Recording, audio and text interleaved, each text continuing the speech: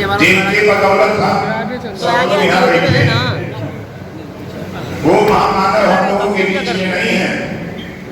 उन्हीं का एक नारा, उन्हीं के ऊपर हमने बनाया है, कांसी राम तेरी नेक कमाई, तूने सोई कौम जगाई। हम बोलेंगे कांसी राम तेरी नेक कमाई, आप बोलेंगे तूने सोई कौम जगाई। आज कांसी राम जी नहीं आए होते तो ओम प्रकाश राजभर भी यहाँ नहीं होता। कांसी राम जी नहीं आए होते तो हम आप इस हाल में नहीं आते। बताओ सही बात है गलत है?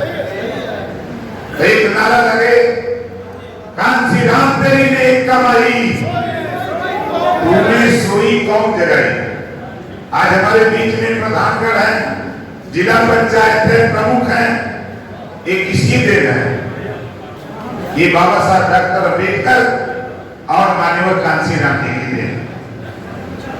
हम उनके अनुयायी, हम उनके मानने वाले लोग हैं। हम आपसे कहना चाहते हैं साथियों, आज जो दलित परिचय सम्मेलन कार्यक्रम की अध्यक्षता करते हुए सम्मानित अध्यक्ष महोदय, संचालक महोदय, मंच के विराजमान नेतागण, गायक साथी, सामने फैसला देने वाले जज मालिकों, पत्रकार भाइयों, सुरक्षा में लगे सुरक्षा कर्मचारी अधिकारीगण, कई सवाल इस समय पूरे घोषी में पूछ रहा है और हम तो समझ नहीं पाते कि धरातल में लोग टहलते हैं कि हवा में।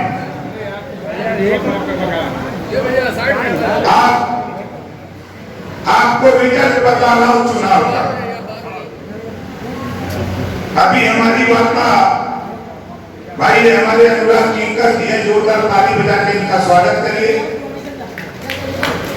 ताली बजाने में तो रुपया नहीं लग रहा है। अब हम आपको ले चलते हैं दूसरी दुनिया में, माननीय कांसी राम जी की विचारधारा पर।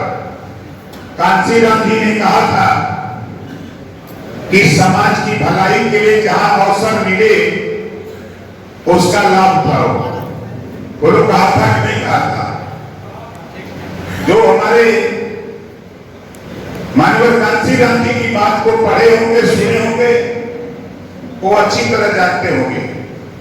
उसी का नतीजा था कि उत्तर प्रदेश में पहली बार, मैं भी उस समय बसपा में था, 1995 में जो पहली सरकार बनी तो माननीय कांसी राम जी की वही विचारधारा थी कि समाज की भलाई के लिए हम कहीं भी हाथ मिला करके समाज का भला कर सकते हैं।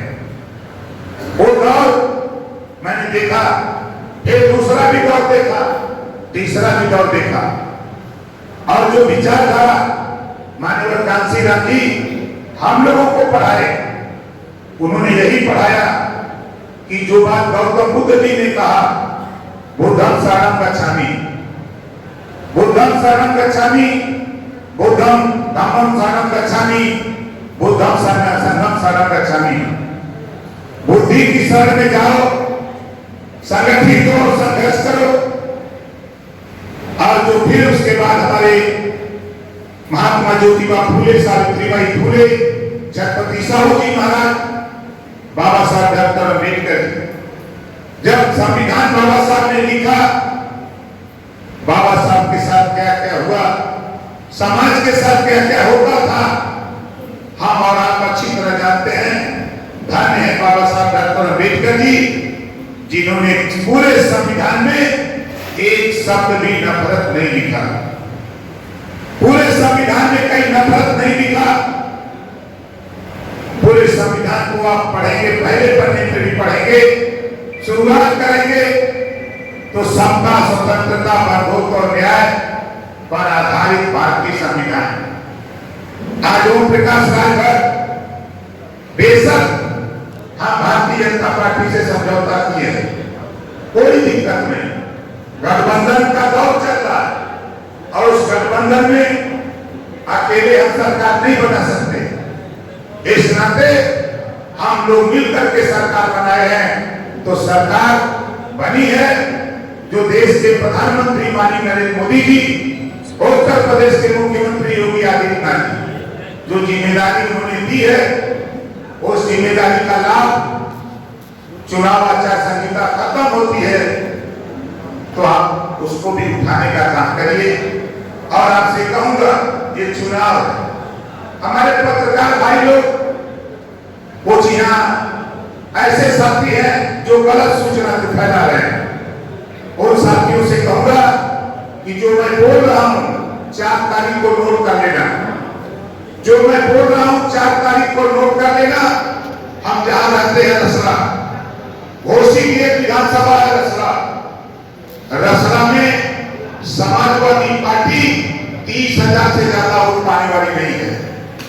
पता कर लेना, रिजल्ट आएगा देख लेना। बहुजन समाज पार्टी वहां 55,000 वोट पाएगी।